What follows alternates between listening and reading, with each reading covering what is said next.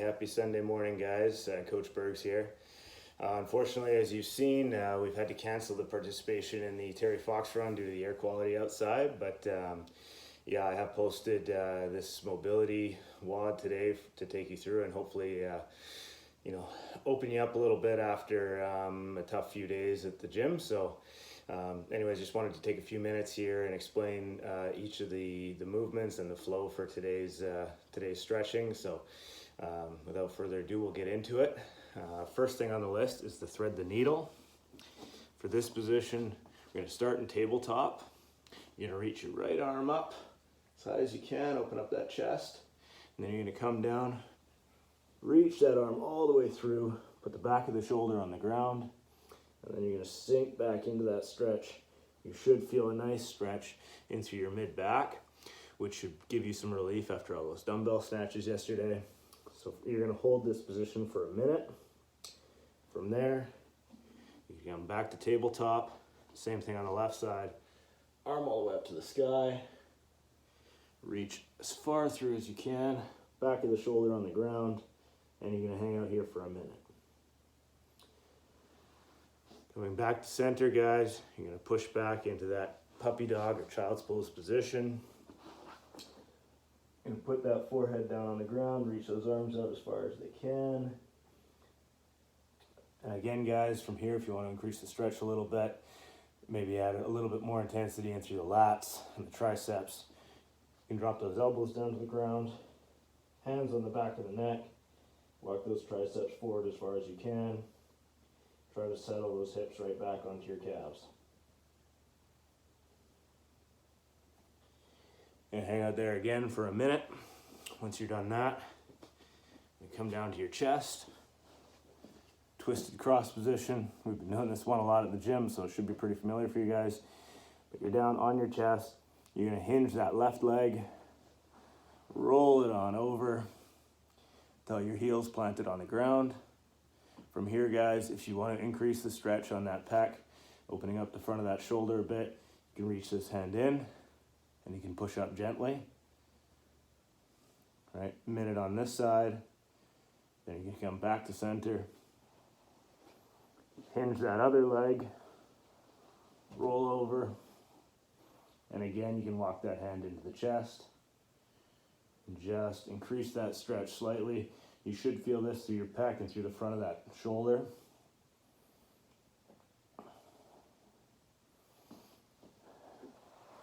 Going to come back to center once more. I want you to go back to that child's pose.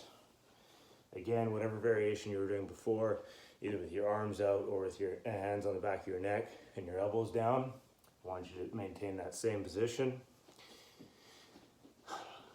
Once you come out of that child's pose, guys, you're going to come out, you're going to push back to downward dog. When you get into downward dog, I really want you to think about getting those hips high.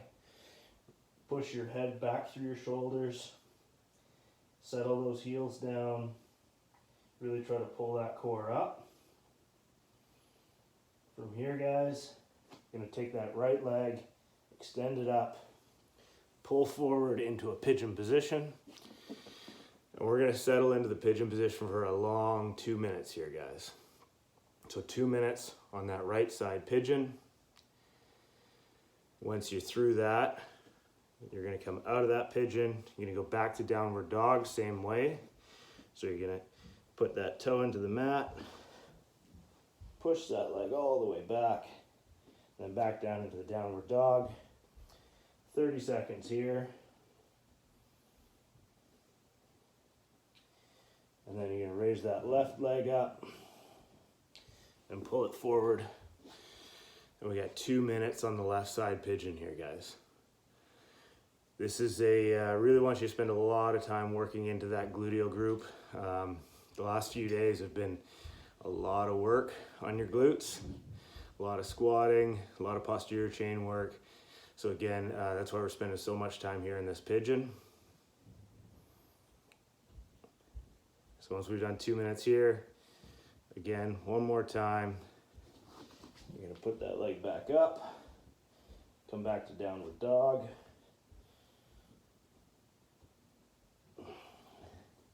And bring it down to the knees, guys.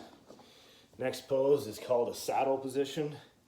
This can be a very intense stretch for a lot of people, so I want you to kind of stick to where you're comfortable here. But basically, you're going to sit your butt back onto your heels, and then you're going to hinge back as far as you can. For a lot of us, it's going to look like somewhere in this range. You can just use your hands to support yourself. If you can go a little bit deeper and you can get further back, you can either, if you can lay all the way down, that's great. You're gonna hang out there for a full minute. If you can't quite lay all the way down, you can use things like, if you've got yoga blocks around, or even if you've got like a med ball or something, you can lay back on that. If you can go a little bit deeper, you know, too deep for your arms to support you, but you want to go a little bit deeper, you can do this in front of like a stool or a couch and lay back onto that as deep as you're comfortable going. You should feel this stretch through your quads and through your hip flexors. Once you're done a minute in the saddle position, guys, you're gonna come back into a tabletop position and you're gonna lunge that right leg forward. This is a long lunge position. It's called a dragon. So again, guys, if I just turn for the camera here, you are not in a 90-degree lunge position. It is a nice long lunge. And the goal here, keep a nice tall chest, and you want to relax as much as you can and sink those hips down towards the ground. Again, should be a stretch through that gluteal group on that front leg, and then down through your quad and your hip flexor on the back side. So you're going to stay in this dragon position for a minute. This can get pretty intense on that front quad. If you're finding that, again, line yourself up to a bench or even just use blocks or a med ball or something, and you can put that hand down to support yourself. Again, just want to make sure you keep a tall chest and make sure you're sinking those hips down as much as you can. From here, we're going to go a little bit deeper. You're going to go into a lizard position. So you're going to bring that back down. Sorry, I'll switch to front again here, guys. You're going to bring those arms down. And if you have the mobility, you can just come down to elbows here. As you can see, that's pretty tough for me. You can flare that knee out. You can actually roll right onto the side of your foot if you want. That'll give you a better gluteal stretch. And you can bring elbows down. If you need to stay a little bit taller, you can stay on your arms. But again, guys, as deep as you're comfortable going. And you can spend a minute here on the right side. Once you've done a minute here, we're going to push back, do a single leg forward fold. So again, anchor that left leg into the right, and then just hinge forward down that right side. Should get a nice stretch here through your hamstring. Should also get a nice stretch through your left side body on your right side. You're gonna hang out here for a minute, guys.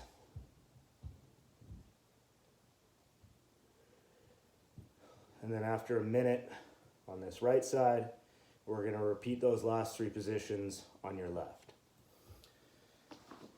So again, coming back into that long lunge position, that dragon position.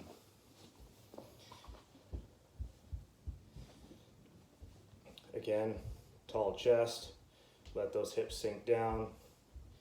If you do need a support here to take some of the pressure off that quad on the left side, you can do that. And once you've done a minute in this position, you're going to come down. And again, if you need to let that leg flare out, by all means, let it flare out. Try not to let those hips twist though. Try to keep those hips square. So a minute in this left side lizard position. And then once you've done a minute here, guys, you're gonna push back again to seated. Anchor that right leg in and single leg forward fold on the left side.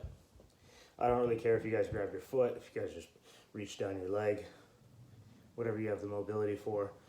Just try to keep this leg locked out. Feel that stretch in the hamstring. And again, as you reach down your left side, you should also get a nice stretch down your right side body.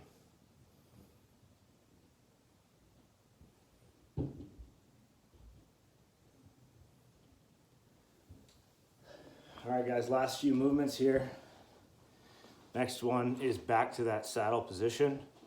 You should get a little bit more depth out of it now that you've worked through some of those other groups. You should get a little less tension. So again, sit your bum back on your heels and come down as far as you're comfortable going. You should get a really deep stretch through your quads and through your hip flexors.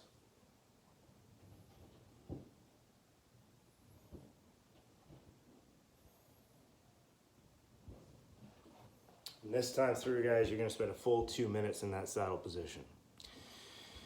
And then last active position for today, guys, you're going to come back to your feet, take a nice wide stance, and we're going to hold a sumo squat hold. You can use those elbows on your knees to keep your knees from coming in. This is not an active squat hold position, so you're not keeping your glutes on and staying out of the hole. You're letting yourself sink right down. You're really letting those hips settle. And I don't want to see the back rounding too much, guys, but a little bit of rounding is okay. Try to keep your chest up as best you can and just really let those hips sink down in. Again, if you hit yesterday's or even the 9/11 tribute WOD today, you'll probably find that this is going to give you a lot of really nice decompression on the low back. Even if you've maintained good form over the last few days, it's it has been a lot of loading. So this should give you some relief in that low back. So you're going to hang out here, guys, for a full 2 minutes. This should not be like really tough on your quads or your glutes. This should be a pretty passive position, guys. You should be able to hold this for 2 minutes without, getting the shaking setting in or anything like that. So if you are getting that, kind of make sure that you're really just letting those hips settle and you're not fighting that position. All right, and just make sure, guys, that your knees aren't coming in as you're in this position as well. Once you're done that 2 minutes, guys, I want you to come down to the mat. You can lie on your back, lie on your stomach. It's up to you.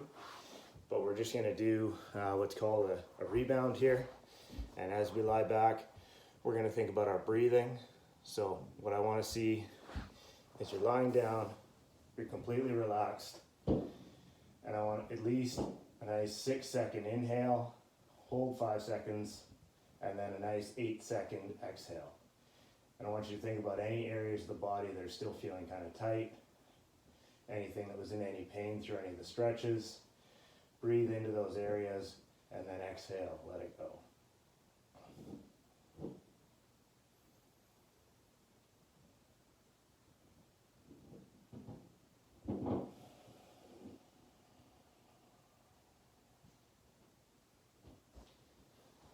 So it's up to you guys how long you spend in that position, guys, but the longer you spend, the more relaxed you should become. And that is the end of today's routine.